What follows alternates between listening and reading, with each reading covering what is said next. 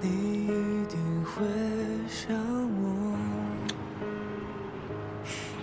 却一如既往的洒脱，面无表情的你对我说放手。哎，轩哥，这儿不能下车，这儿危险。你也许很难过，你也许很想我，恭喜你提前杀青了，我续集背景的角色独角戏全给我。假如你要我陪你疯，又为何把你真心带走？这就是你说的人间美味啊！啊，早知道这样，我就不让李青开车过来了。你那么疼我，才不会呢。我跟你说啊，你还没吃饭呢，这个东西少吃2口啊。哎呀，我在国外待了3年，最怀念就是他家的味道了。现在能吃上1口，死也值了。不准胡说八道，臭妹妹。哎呀，我知道了，下回不说就是了嘛。你一定会难过。安东啊，你刚才怎么啊？发生什么事啊？一定会想我，我刚才好像看到了一个熟人，却一如既往的可能是我看错了。走吧，回公司。对我说放手。假如你要我陪你疯，为何把你真心带走？另一个宇宙让我失踪，也不再打扰你的人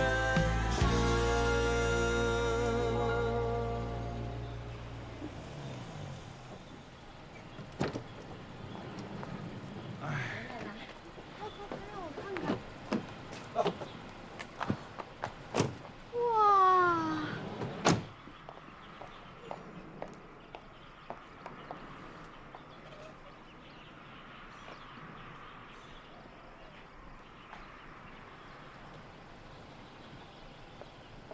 走啊，哥。我就不进去了。这到家了，你上去一趟。这是我家吗？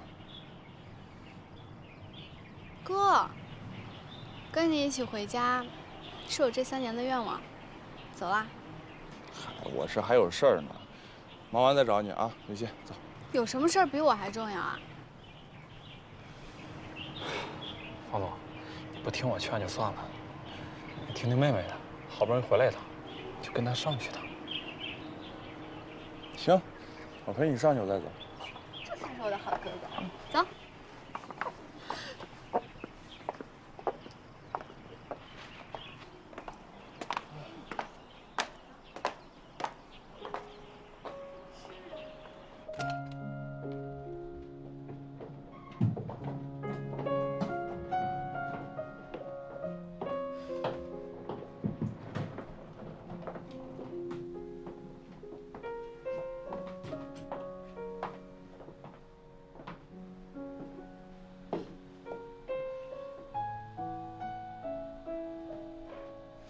你走了之后呀，我吩咐他们，不准任何人动你的房间，还保留原来的样子。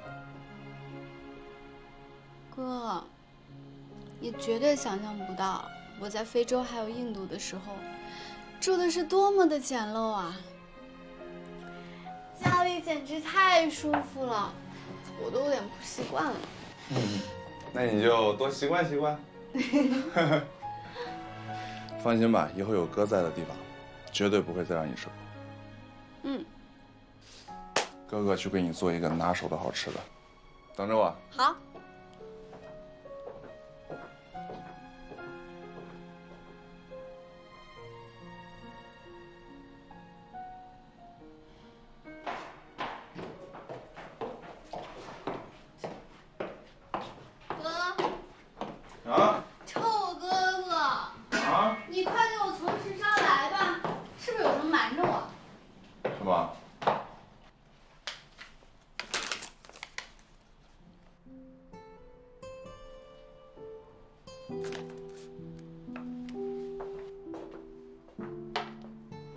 从哪儿找的？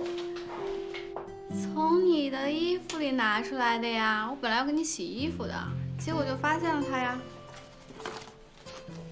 你还蛮喜欢它的嘛。你怎么这么觉得呀？我见你画过这么多素描，就这张用情最深。不过怎么没画完呢？随手一画，练笔呢，练笔。练笔在飞机上揉了也不扔，还带回家来。你没说实话。我跟你说的全是实话。你少来，我对你还不了解呀。你这个人表面上看起来玩世不恭，对感情不专一，但实际上你是个死心眼，一旦恋爱起来呀，特别用情专一。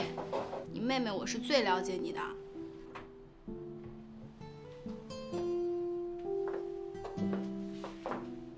说完了吗？我饿了，你的饭呢？我找了半天没有什么东西可做了，要不然出去吃去。那我可得宰你一顿。走，带你吃好吃的。你知道为什么你刚刚回来我就带你来这家店吃饭吗？为什么？你知不知道我小的时候啊，每当我考试成绩特别优异，或者是被老师骂，心情不好，我都会让我妈带我来这个地方吃饭。虽然这个地方的面很贵啊，所以呢，这里它记载了我一路成长的所有的开心与不快乐。我是想在未来的路上，你可以跟我一起去分享我的所有开心与不快。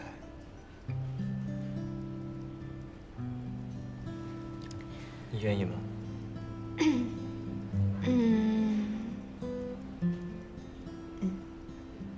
怎么这么勉强？愿意。你愿意做什么呀？吃饭。菜单呢？这儿，蟹肉肉、蟹黄金、蟹太极未上市，所以你的选择呢只有2个。然后这2个里边呢，蟹肉肉好像听老板说今天卖光了360。那么贵？你有钱，你请我？那走吧。可是啊？哎，面来喽！这是老板。是。看怎么样？哇！哇！这吧，女朋友啊，不错啊。既然女朋友都来了，喝点小酒助助兴，可以吗？一点点。等着啊。好香啊！看，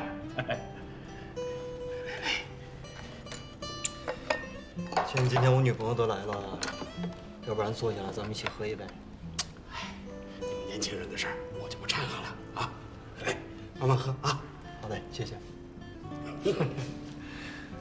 知道这是什么意思吗？说我棒，说我优秀。他的意思是说，你找了一个非常优秀的男人。他说你很有眼光，因为你找到了我。找到了一个这么胖胖的你啊！你看你现在瘦了，骨瘦如柴的。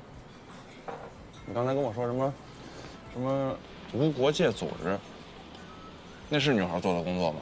哎哥，你可别瞧不起女人啊！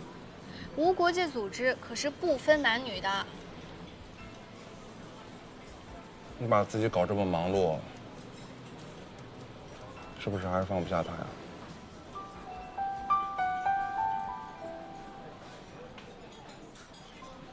我就知道。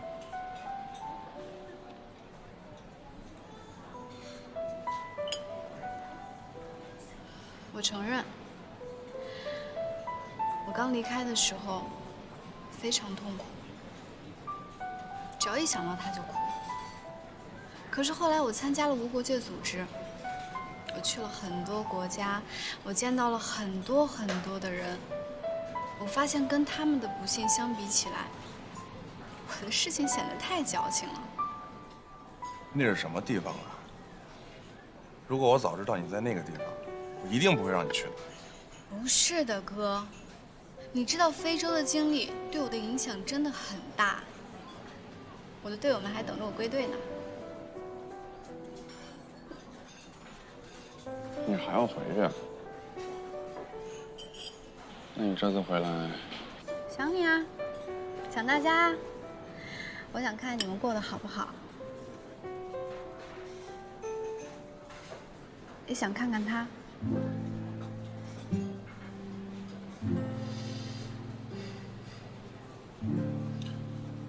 你回来看我可以，他你就别想见了。我想见他。我不同意。你怕我像以前一样又崩溃了？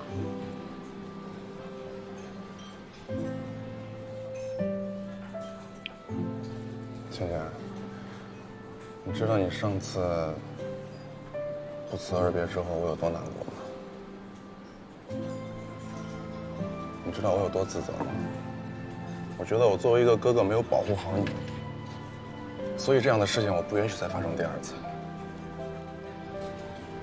哥，你不用自责，这是我自己的人生经历。每个人都会有每个人的人生经历的。我很感谢有这段经历，它让我成长了。而且3年过去了，你看我都已经长大了。你在哥哥这儿啊，永远长不大。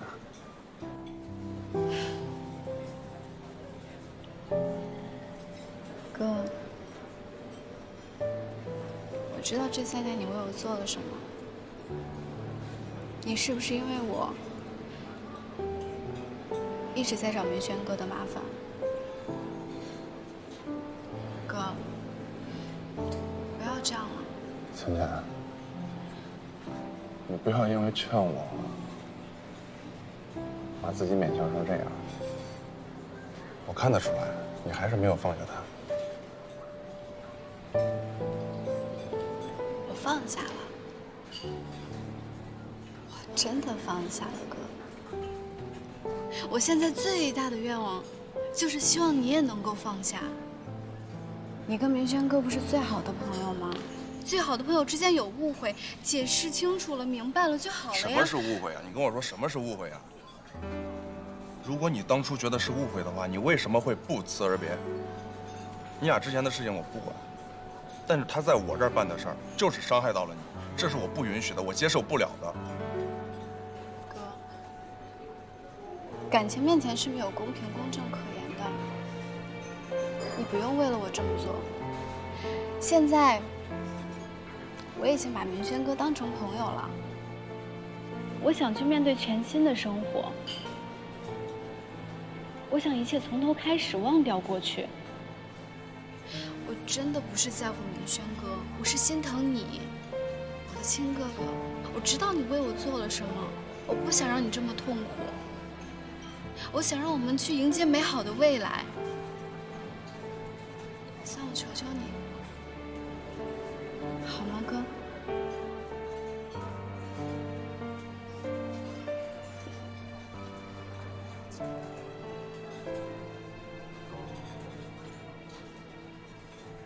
好，哥答应你，吃吧。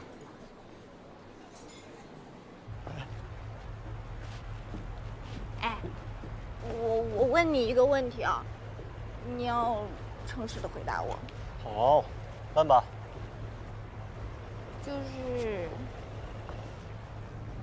就像夏总监说的那个样子，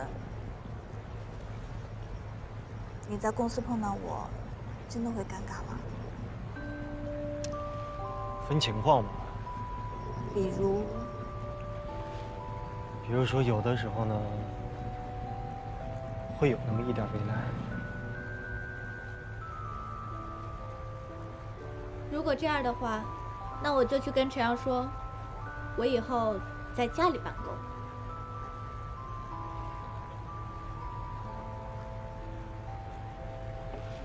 这段时间我也有好好的想一下，其实咱们都有自己的工作，我不应该轻视你的梦想，所以呢，很开心我们两个可以继续做同事。这样的话，我是不是该谢谢唐总啊？怎么谢？又来？谁这个时候来电话？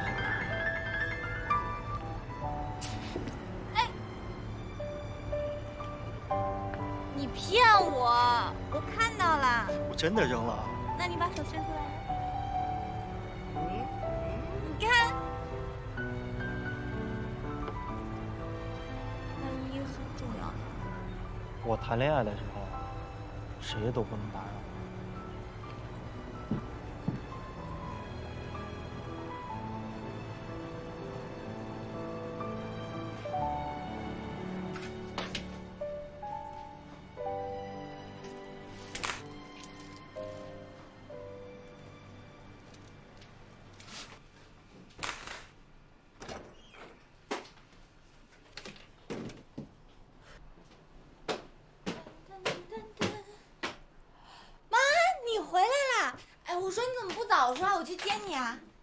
我告诉你，你让你男朋友开车去接我啊？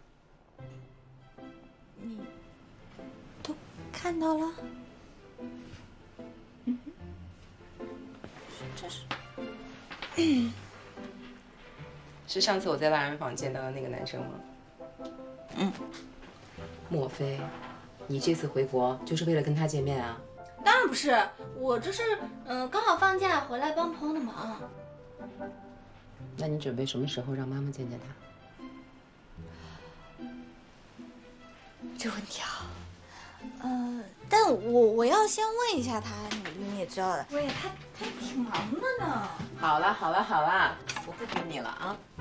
来，跟妈妈讲讲在巴黎的学习、工作、生活吧。挺好的，老师对我设计的作品啊，都评价特别高。哇哦，那说明我女儿不仅审美力超高，而且还很用功哦。但其实我之前设计的时候，总觉没有什么灵魂，什么人都可以穿。直到我更多的接触了中国的传统工艺和文化之后，我就发现我好像慢慢找到了一点方向。而且我的老师也很鼓励，让我用一些中国工艺去完成我的作品。如果你感觉你在设计上面有更大的发挥空间，那么就努力去做，实现它。虽然国外对于我们传统的中国风接受度有限，但是现在大环境好啊，你要多认识一些其他国家的设计师，这样对你以后大开眼界大有帮助。妈，你一开始叫我出国留学的时候，我就觉得可去可不去，反正总是要回来的。可这次去了之后，发现不管是在生活上还是学业上，遇到一些困难的时候，我都觉得自己扛不住了。但只要咬咬牙扛过去的时候，就特有成就感。学会协调好自己的工作和生活，难道不是最重要的事情吗？说的也是啊。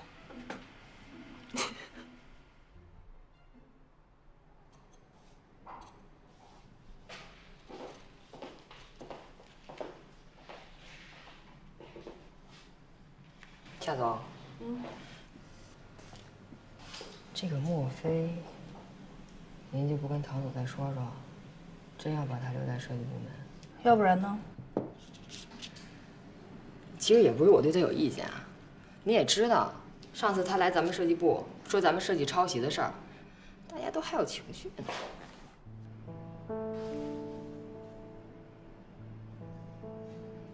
哎，行了，我走了。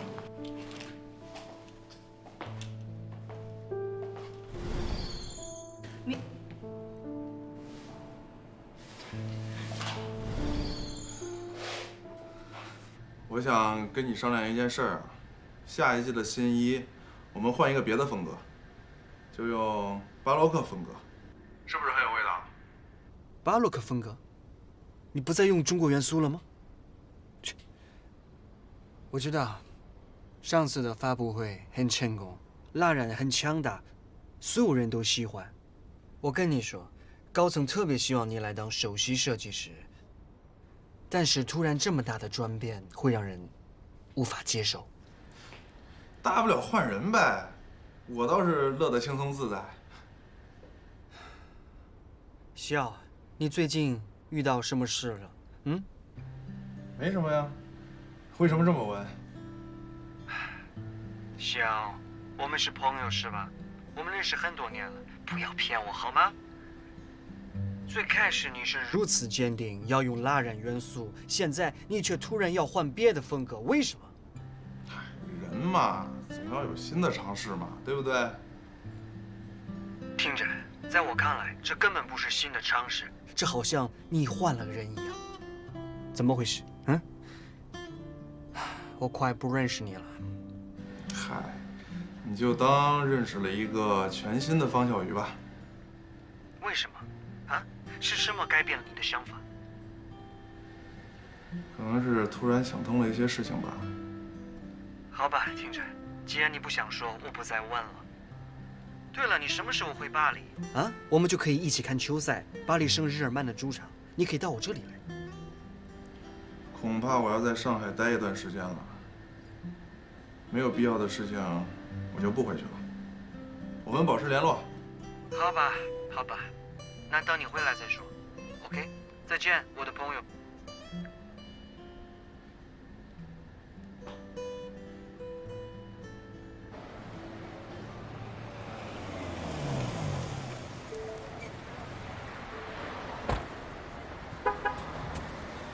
王总，今天公司还有别的事吗？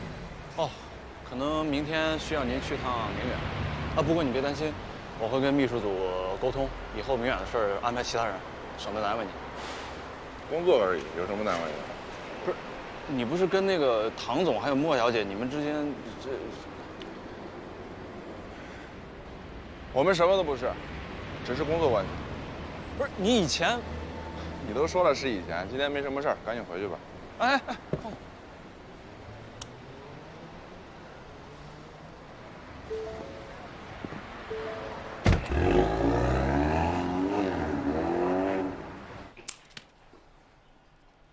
好不好看？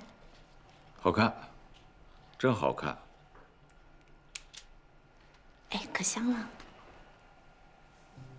你看了吗？啊，真是的，要么不回来，回来就抱着书看，也不理人，猪猪都不愿意跟你待在一起。财经信息还是要了解的。你在公司了解去，回到家，你能跟我说会儿话不？等啊。别看了。哦。哎，咱们聊聊天。好。你想说什么？我听着。明轩的事情，你真的得上心。你没发现雪玲最近一段时间都没来我家？他们之间肯定发生什么事情了，你一点都不关心啊？这个红娘牵线不是硬牵的。雪玲多好啊，人又漂亮又有才华。他要是娶了雪玲啊，他就幸福去吧，又能帮他打理公司，又能帮他照顾家庭，而且门当户对这件事是很重要的。还是雪玲。哎，明轩。啊妈。正好你过来，你妈有事情要问你，你自己问自己问。天天对我那么好奇，又想问什么呀？你是我儿子，我当然好奇了。你不是有女朋友了吗？你是不是应该安排一个时间让我们见见啊？以后你们俩真的好了，我们跟他父母也要见见面呢。哎呀妈呀，我这人谈恋爱呢，其实没有那么多条条框框。我们也没有条条框框，但是门当户对那是最基本的。你说这世间的感情有几个能够像你和我爸这样遇到门当户对又这么幸福的，对不对？我也得靠缘分，是吧？有感觉有缘分那是不会长久的，只有门当户对才有和好的婚姻。你相信妈妈？妈，是这样，就是我觉得现在还不是一个特别适合的时间，到了适当的时候，我会把莫非带回来，让你和我爸帮我把一下关，好不好？真的是那个莫非呀？雪玲跟我说还不相信。莫非我见过，来过我们家。哦，他不行。如果你找一个跟雪玲旗鼓相当的，我可以理解，也可以接受。但是如果是他，不行，因为差得太远。你笑什么？不是，你对人家根本就不了解，你为什么下这个定论啊？我不用了解，我看他那样就知道，凭他的家庭，单亲家庭出来的孩子。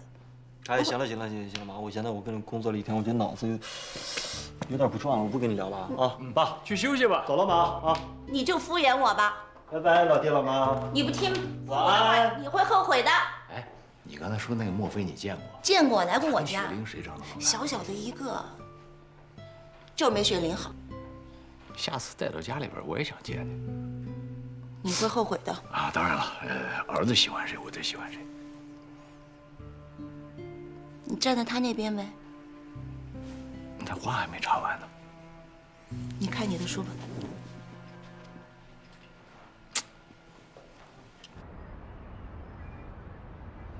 Cheers， 大力。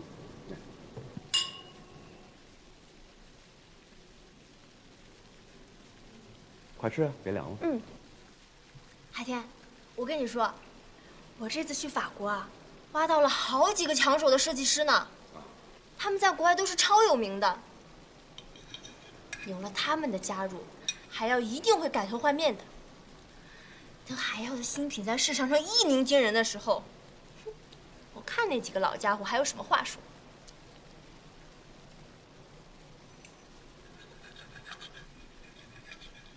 我跟你说话呢。啊，挺好的，没事。我怎么看你一点都不兴奋啊？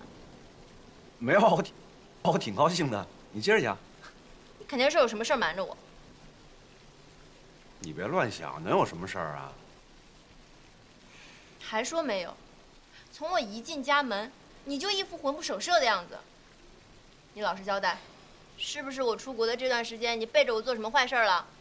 你神经病啊！都有你了，我还能有别人啊？还坏事？哪有坏事？那是什么嘛？坏事倒是真的没有，但是呢，确实有件大事。你不是你就说嘛。既然被你看出来了，那我就告诉你吧。嗯。我收购了一家公司，叫方圆。方圆是干嘛的？是一家现在已经很成熟，而且很有发展前景的游戏公司。游戏，你永远就只有游戏。知道我跟你说了，你肯定是这个反应。你听我说完。你也知道我的爱好和热情都在这个游戏事业上。因为你不玩游戏，你不懂这游戏公司很赚钱的。那海耀呢？我问你，那海耀呢？海耀没事啊。你就准备把海耀交给那些老人来打理吗？那你早说呀！我还去什么法国？我还招什么设计师啊？我，朱海天，你是故意的吧你？小满，你别着急，听我说完。我不想听。我想把海耀的管理权交给你。CEO 还是我，但你将会是海耀的总经理，由你来管理公司。啊，这不是你这什么反应啊？你是不同意吗？没关系，我只是草草的一想，我们可以再做安排，没事。不是，我就是太突然了，我真的吗？我理解小曼，因为这公司是一直我来管理，我知道管理公司是一个很辛苦很累的事情，还有这帮老家伙刁难你，没关系，你不要紧张啊。这个是我只是一个很草率的一个想法。不，我做梦都想当总经理，真的，我没意见，我没意见。但是海天啊，你是不是喝多了？喝多什么？喝了2口。那你说的是真的？当然是真的了。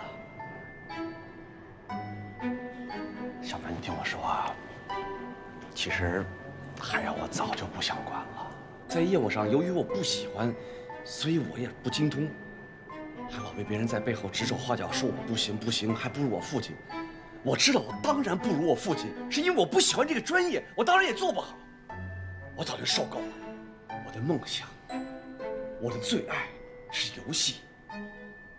我想完成我这个梦，把游戏事业做大做强。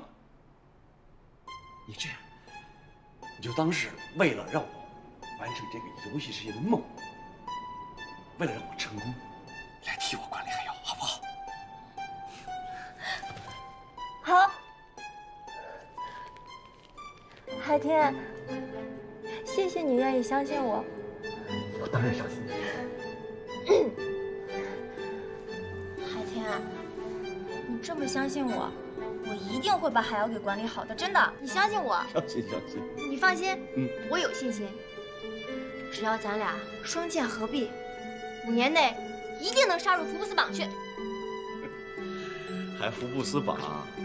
您还没当经理就开始吹牛了？你呀，别福布斯了，只要你不赔钱，就算你赢，好不好？保证不赔钱。小样儿。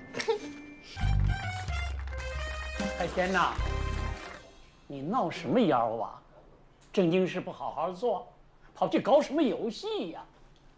服装都做不明白，还想跨行去做游戏，这不是痴人说梦、异想天开吗？就是，你爸要是知道你把海妖搞成现在这个样子，只怕要被你气得活过来。行，我反对做游戏，公司由不得你胡来。我也反对做游戏。对，反对。好不好做服装，搞什么游戏这问题？就是嘛。够了！谁要是再说一句话，年底的分红1分钱都拿不到。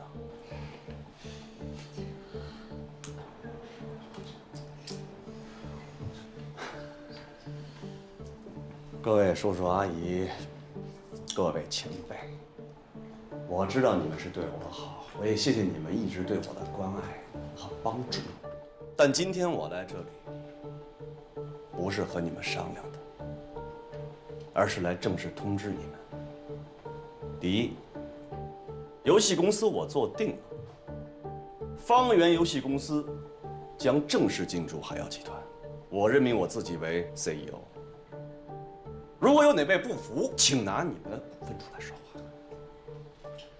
第二点，海妖服饰我将任命白小曼白小姐成为总经理。从今天起，她的意思就是我的意思。这么年轻，如果有哪位不服，还请拿你们的股份出来说话。最后一点，我和白小姐将择日举办婚礼，到时候欢迎各位的到来，给我们送上祝福。当然，如果还有哪位不服的话，可以不用来。我们走吧。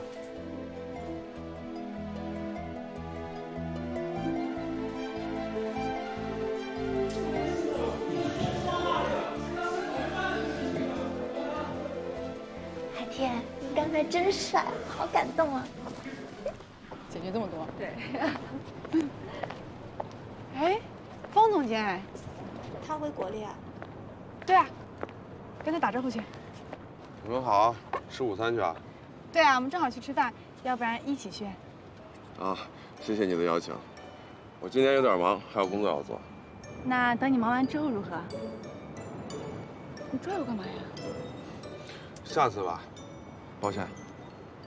啊，祝你们午安。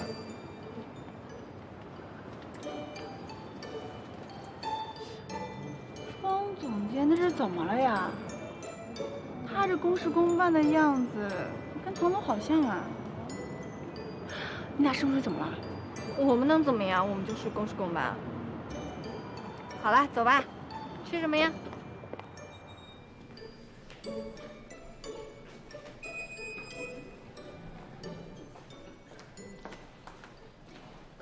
哟，夏总监。笑宇，你从法国回来啦？刚回来没2天呀。来，怎么不给我打个电话？我谁都没打电话。我来这儿今天办点正事儿。那正好，晚上一起吃个饭。我今天约了人了，吃不了了。以后你会经常在这儿看到我的。你来该不会是找莫非的吧？怎么着？以我的职位来这儿，你就让助理来接我呀？赶紧说，干嘛来了？秘密，回头跟你说啊。哎，着什么急啊你？哎，你们明远不是新出了一个设计，邀请了我们凯曼的模特吗？我来谈这个事儿的。那行，你先忙去吧。不信我。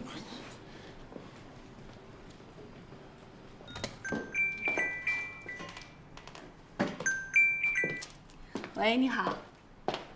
雪玲姐，是我。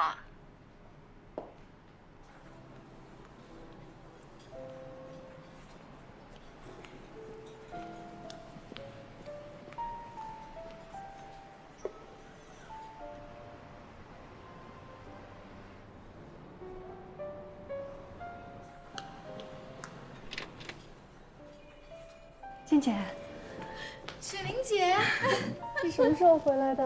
我刚回来没多久，快坐。等一下，你让我好好看看你。变了没有？你怎么那么瘦啊？但还是那么漂亮。我要这个吧。你这几年都去哪儿了？你哥一直在找你，都没有下落。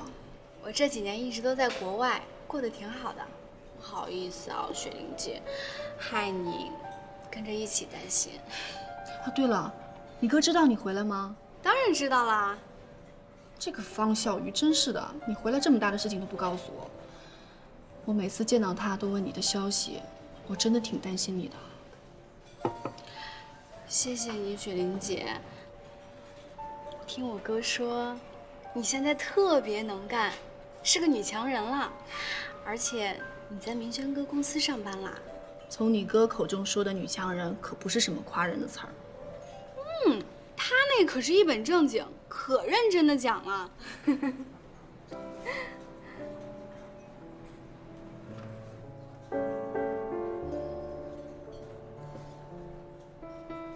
明轩哥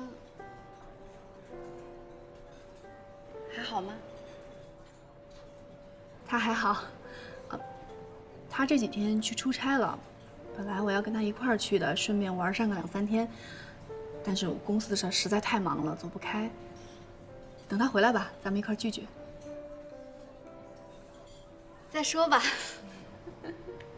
你看你瘦的，趁这次回来正好，好好养养。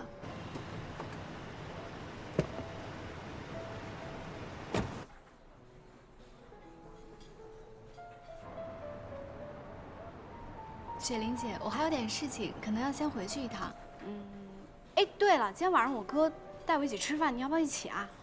哦，他约的人就是你啊？搞得神神秘秘的，我还以为他交了新女朋友呢。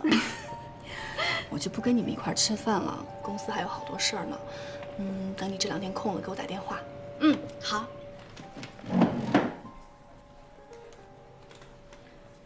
记得给我打电话。好，随时联系。走了，雪玲姐，拜拜。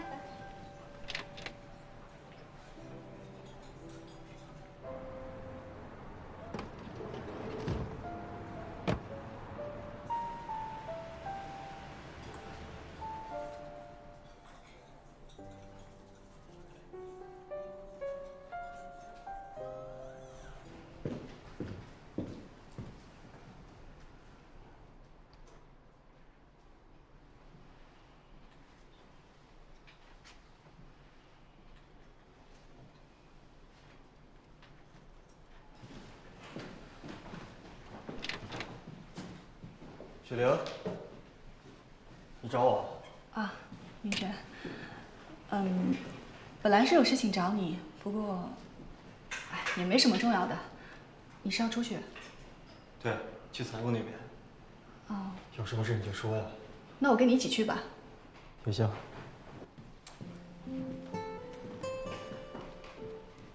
方笑鱼来过明远了，你知道吧？我知道。咱明远的大秀，我不是请了凯曼的模特过来走秀吗？是啊，听说进行的还不错。也不知道这次方小鱼又想搞出什么花样来。咱不用管他，他爱怎么样就怎么样。是啊，从小到大，他性格一直就是这样。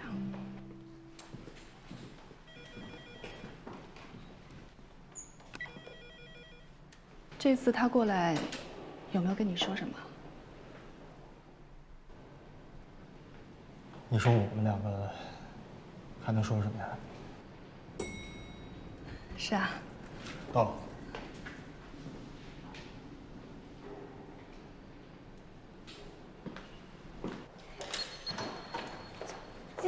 吃的太棒了，炸鸡好好吃啊。也不知道方总今天走没走，如果一起去吃的话就好了。啊，对了，莫非，你有没有感觉方总监有点怪怪的呀？他虽然今天是来办公的，可是他之前可对你不是这个态度。你参加比赛的时候，他多照顾你啊。为了追求你，直接和唐总起了冲突。你们两个人是不是有什么事儿啊？我们能有什么事儿啊？不过确实他好像不太一样，是吧？是吧？你也这么觉得？要不然说一下。我对他私生活也不了解。你是不是不如意的时候得罪他了呀？有可能吧。说嘛说嘛，我都好奇死了。哎，电梯来了。怎么还不走啊？快走啦！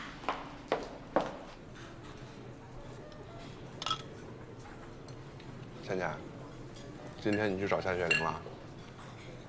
对啊，见了老朋友。聊什么了？变化挺大的吧？她？你说的一点都没错，雪莲姐真的是变化太大了，现在一副女强人的样子。你现在变化也挺大的呀。我记得小时候，你干什么都喜欢跟夏雪玲比，每个人都争强好胜的，谁都不服输。现在你们俩居然可以心平气和的一起闲聊，我真的不敢相信。人都是会变的呀，就你一点都没变。我没变吗？我没有变帅吗？你在我心中一直是最帅的哥。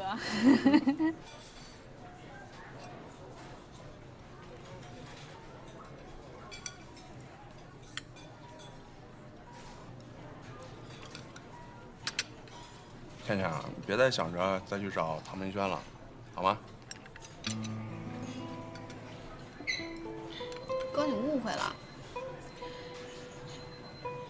我没在想他。那你去找夏雪玲干什么？不就是想从夏雪玲那儿知道唐明轩的消息吗？你应该知道的，哥哥都已经告诉你了，不是吗？我见雪玲姐是因为就是想见老朋友啊。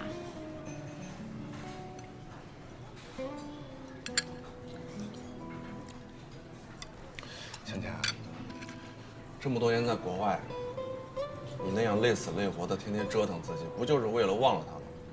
你现在好不容易可以开始新的生活，你干嘛？倩倩，你能回来，哥特别的开心。但是我不愿意再让你为了他伤心难过了。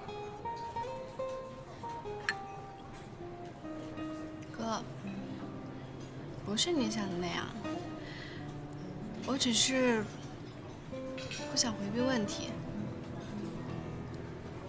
毕竟他是我人生中的一部分。打住！你以后有大好的将来，为什么不珍惜现在的生活，总是回头看呢？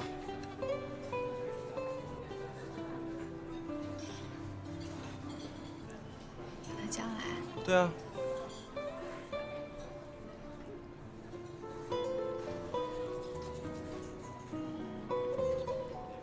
哥，我去趟洗手间。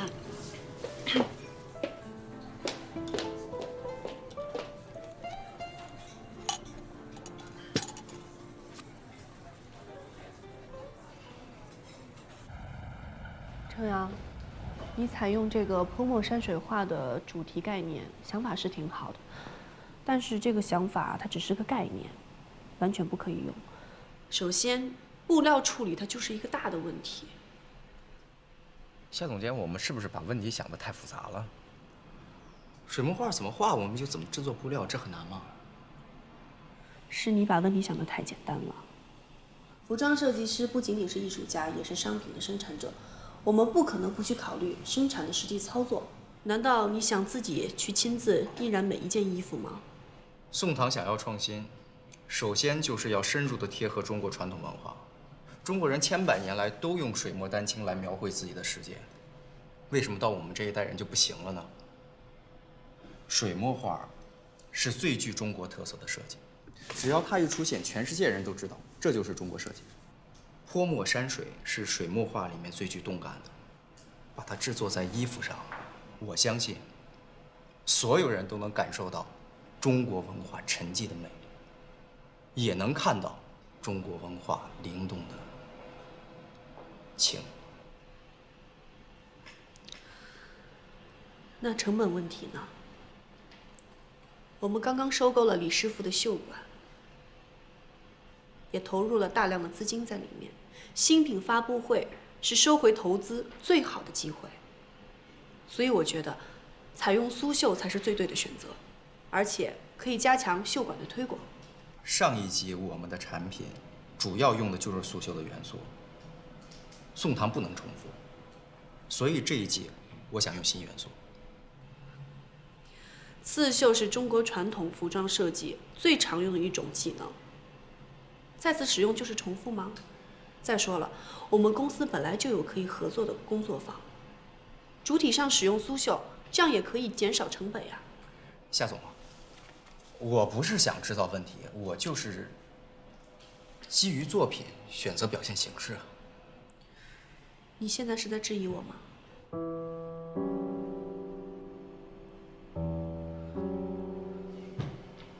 陈阳，制作上所有的压力不是在你身上，而是在我的身上。从设计到核算成本，再到生产投入，这所有的一切都是需要我来把关的。夏总监，我觉得您可以先看一下设计图。我们这次的设计呢，大量的采用了一些都是一体式的剪裁方式，而用泼墨的表现手法呢，主要是想呈现一些返璞归真的生活方式。而且我个人认为，既然是新品，那创新就应该放在第一位，而不是一味的考虑成本。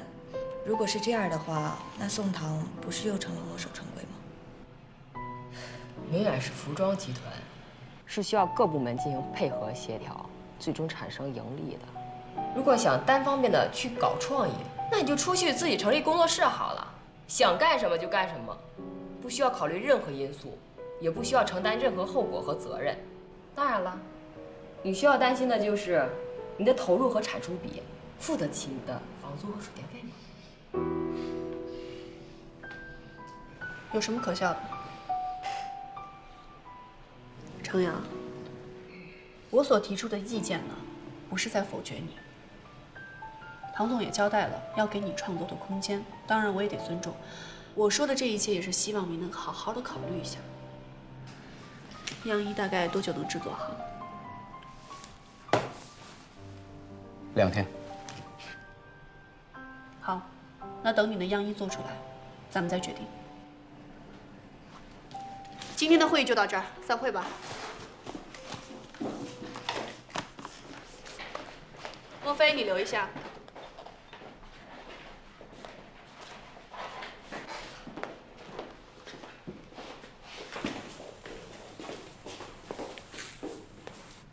莫非，你是不是觉得有唐总给你撑腰，你就可以不把我放在眼里了？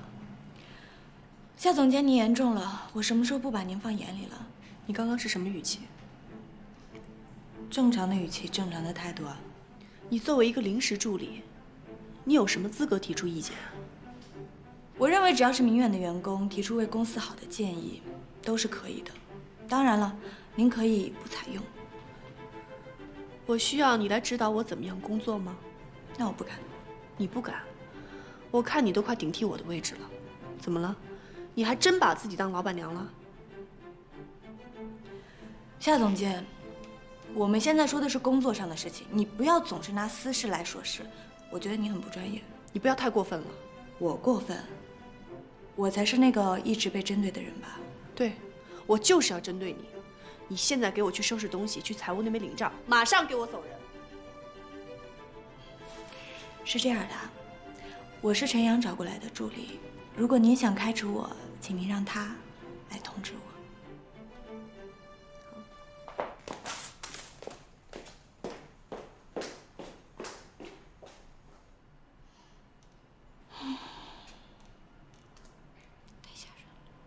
那我先去处理了。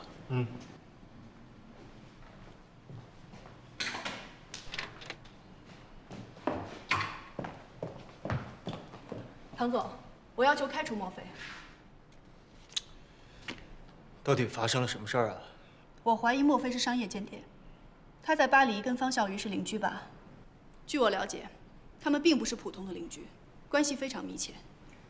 明轩，莫非是你的女朋友吧？如果她跟除了你之外的男性保持密切的联系，排除她脚踏两只船，那我请问，他们关系那么好，到底是为了什么？我是不是可以合理的怀疑他是商业间谍？更何况，你没看到他刚才的态度，他并没有你想的那么简单。也只有你把她当作是单纯懵懂的小姑娘。雪玲，你现在要跟我聊的是私人感情呢，还是工作呢？明轩，我相信我对莫非的人品是有自己的判断的。你消消气儿，坐下来。我现在就问你一件事情：我作为明眼集团的设计总监，我有没有权利开除一个临时助理？我跟你说，不止你没有，我都没有。他是程阳请出来的助理，公司有规定，他可以自由选择助手。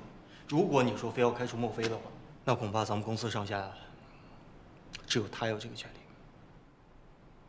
好，我现在就去找程阳。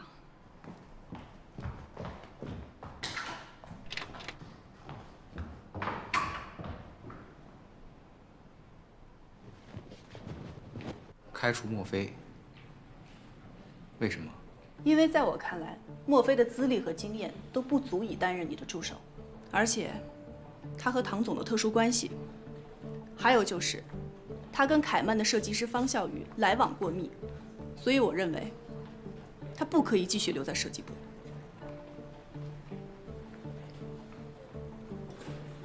夏总监，我非常尊重您的意见，您是不是也听听我的想法？莫非是我招来的助理，他现在在公司的职位也仅仅是设计师助理，以他的职位，应该不会对公司造成什么影响吧？至于您所说的特殊关系、来往过密，这应该都是私人情况，私人情况不用跟领导汇报吧？程设计师，你是不是忘了你的领导是谁啊？夏总监，您给的意见，恕我无法接受。如果我一定要开除他呢？如果你执意要开除他，那我跟他一起走。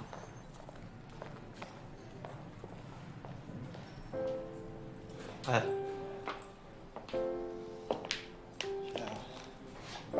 注意分寸啊！首先，这个事情呢，我不会插手，但是我希望你们可以公平对待。好，你们都是一伙的，那我走，我走行了吧？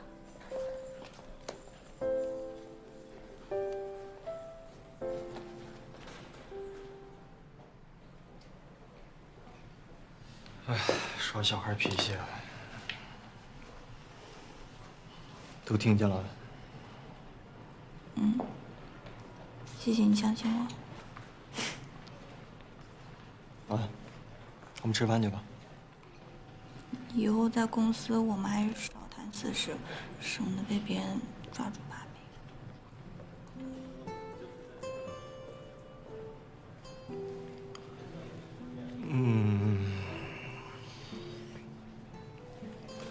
那我自己一个人去吃饭了。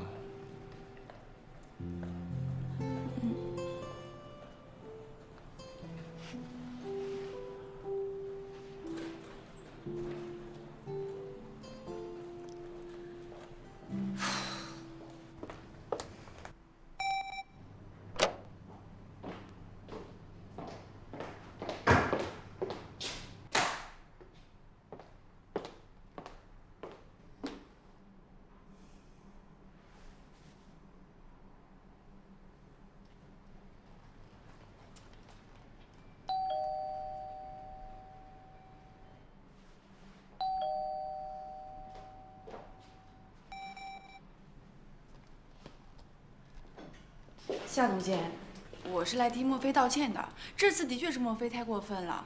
再怎么说，您可是明媛的总监呢，他一个临时助理有什么资格跟您硬刚硬啊？他到底对明轩做了什么呀？怎么把他迷成这个样子？我也不知道。你不是莫非的好朋友吗？他没跟你说过明轩吗？他不太愿意提自己的事情。其实有的时候我就在想，他究竟有没有把我当好朋友啊？尤其是这次回来，我感觉他变了好多。变成什么样了？变得爱说谎了。比如呢？就比如他说他来明远工作，唐总不知道，这怎么可能呢？其实也不是什么大事儿，就算是他是靠着关系进来的，那怎么了？我就没搞懂了，他为什么就不愿意承认呢？任佳熙，我还真是没看出来。你虽然跟莫非是好朋友，但你们完全不是一类人啊。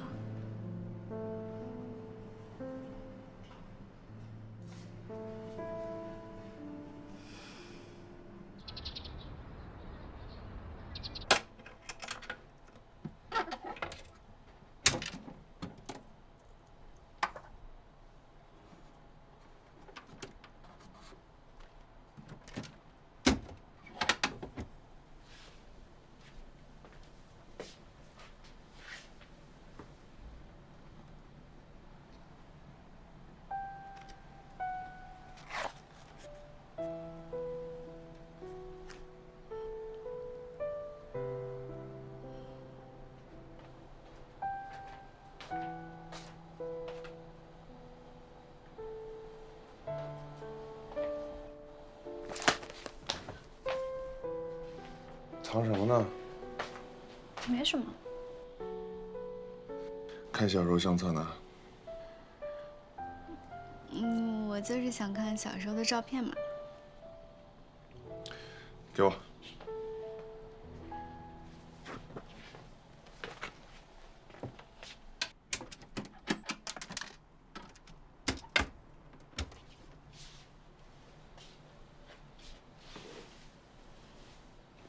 芊芊，让哥哥怎么劝你才会听哥哥的话呢？还是放不下他？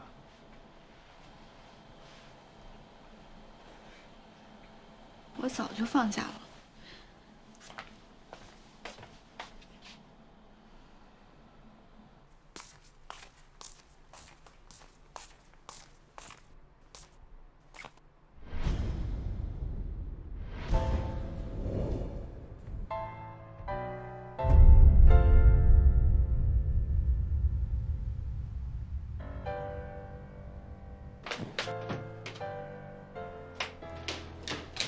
芊芊，芊芊，芊芊，你起，你起，你起！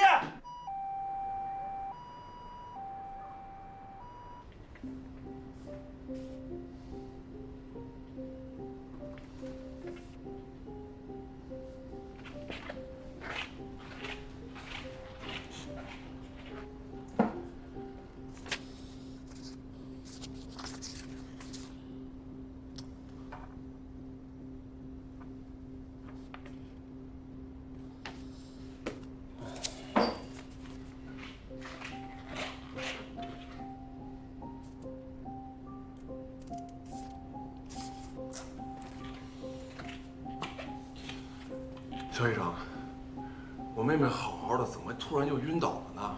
她到底是什么情况？初步看片子，她的脑部应该长了异物。不过至于什么程度呢？我们还是需要做进一步更详细的检查才能知道。不可能啊！以您的经验，你觉得这是什么症状呢？她应该长期有着营养不良的状况，白细胞、红细胞的指数都不正常，而且还有严重的器官衰竭。你直接跟我说这是什么病？我现在怀疑，很有可能是脑部得了恶性肿瘤，而且有扩散迹象。不过一切要等到切片的结果之后才能确定。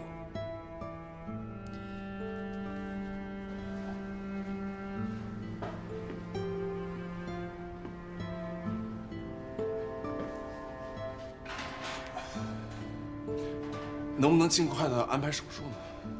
我刚才已经说过了，一切要等到切片的结果之后。还要等多久？检查结果是急不来的，化验也需要时间啊。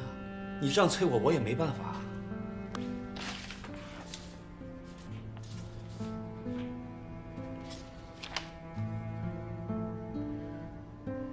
只要能让我妹妹康复，我不惜一切代价。王先生，我们医生跟你们的心情是一样的，都希望病人能早日康复。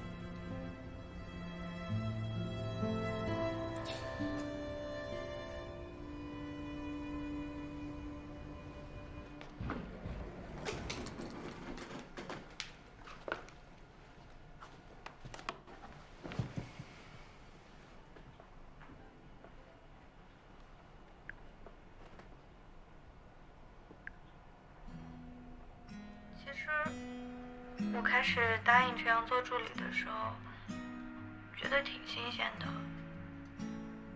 我最初就觉得当助理也没有什么难的，每天就和设计师在一起做设计，挺好玩的。可是这2年发生的一些事情，让我忽然意识到，好像没有什么事情是简单容易的。或许佳琪她说的对，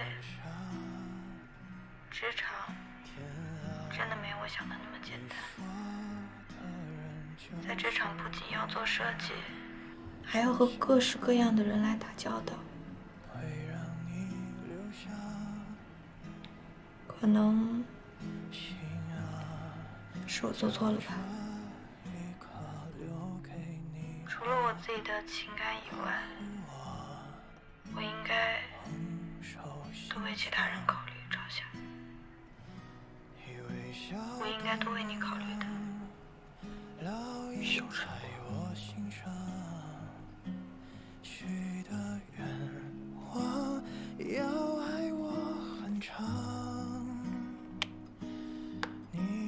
金山的光，我都会珍藏。希望能抚平你受过的伤，你幸福的模样。大队请坐吧。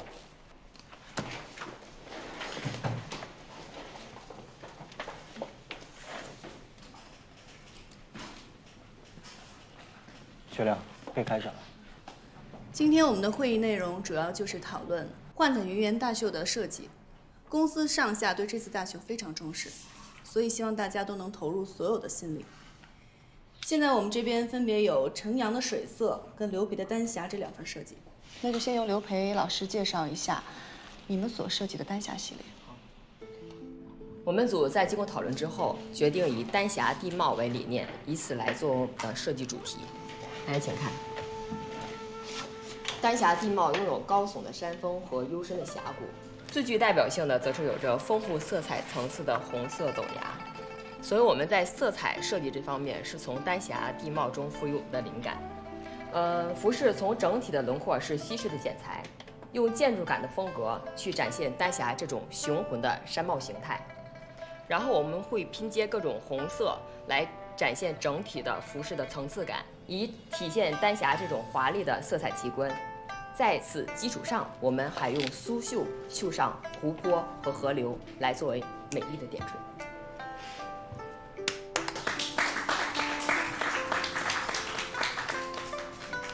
程瑶，你们组进行的怎么样了？好，我们组这一次的设计主题名为“水色”。我希望大家看到这个名字，就能联想到中国的古典元素。水色的核心设计主题是中国画的一种技法——泼墨。我们会用多次浸染和泼墨，像画画一样来制作我们的布料。我希望我们呈现出来的布料，涂出云雾，染成风雨，应心随意，宛如神巧。那轮形和剪裁方面呢？你们怎么考虑的？剪裁方面，我们想参考中国古典的深衣作为灵感来源。深衣会不会显得有点厚重啊？这一点我们考虑过了，我们保留深衣的一部分特点，兼顾现代人的穿衣习惯，既有古典的韵味，又能展现现代女性那种曼妙的身材，同时做到减龄和轻盈感。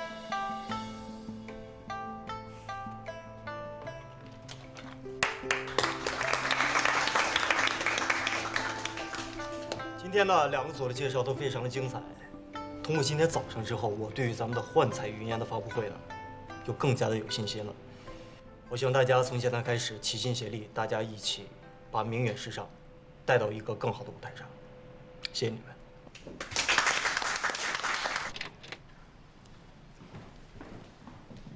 明轩，你这次倒是很公平啊，没有偏袒莫非。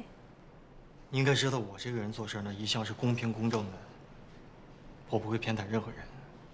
我承认，程阳的作品确实很吸引人，但是综合考虑，我还是相信刘培的作品更有市场前景。雪亮，程阳他是一个个人风格感很强的设计师，我希望你可以给他足够的空间。你这话的意思是，我给他的空间还不够吗？因为我看重的是他的能力和才华。我希望你可以放下成见，好好的跟他合作。你太小看我了，明轩。我不是看不到程阳的才华，也不是不承认新人的能力。我所提出的建议都是出于工作的角度。职务内的事情我会做好，不用你提醒。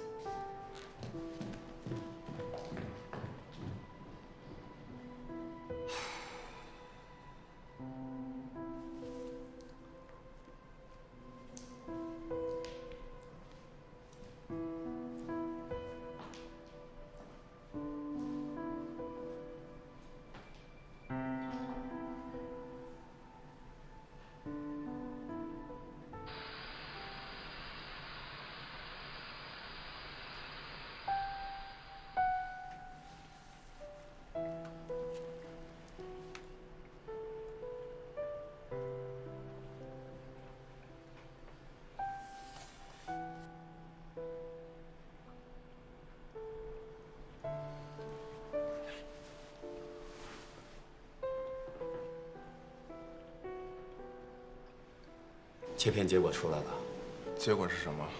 结果显示你妹妹确实得了脑部恶性肿瘤，而且已经扩散了。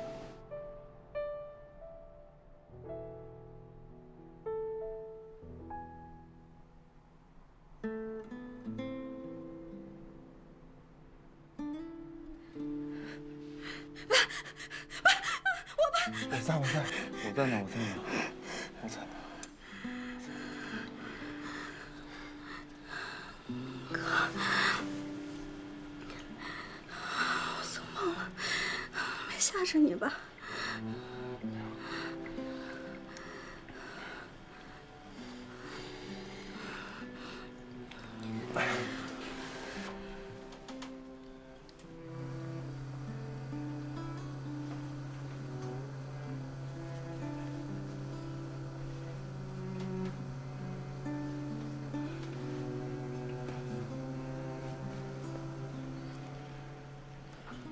你又梦到他了？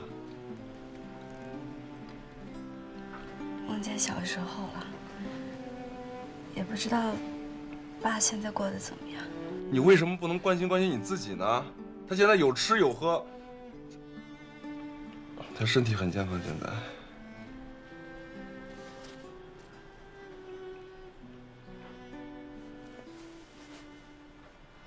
哥，你是不是生我气了？说什么傻话呢？我怎么可能生你的气呢？哎呀，只要你能好好的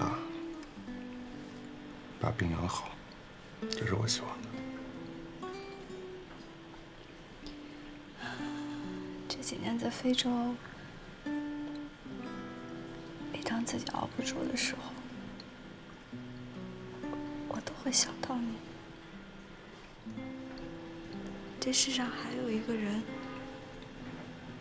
是真心心疼我、念着我的。